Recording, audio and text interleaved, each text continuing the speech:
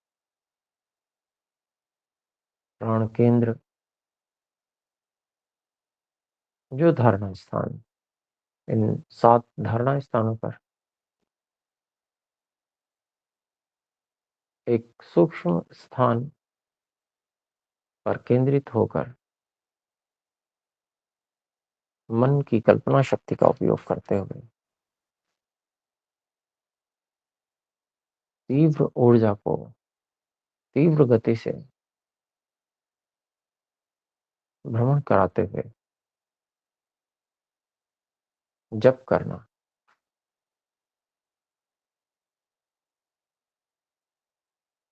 अर्थ सहित अर्थ का विचार साथ में करते रहे।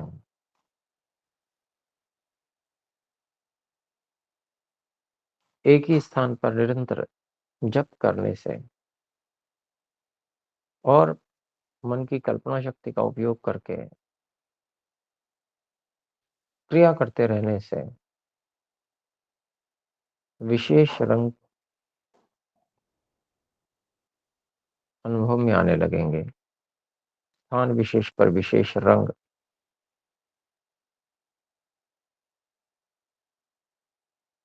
उस प्रकाश में प्रकट होंगे।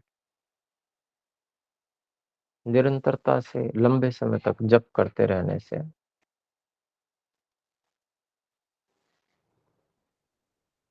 जब यह रंग प्रकट हो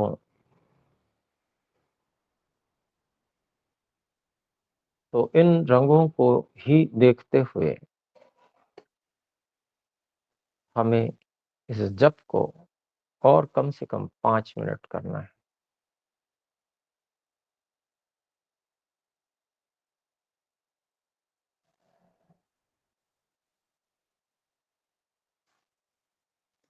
इस प्रकार से हमारे सभी प्राण केंद्र पूरी तरह से सक्रिय हो जाएंगे।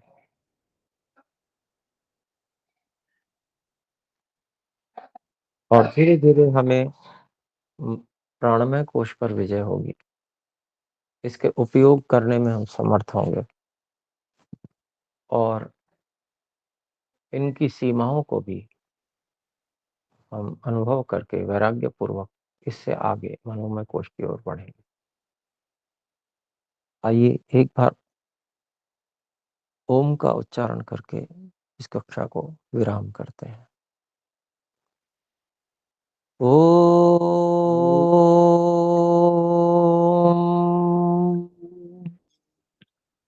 सर्वेभ्यो नमः।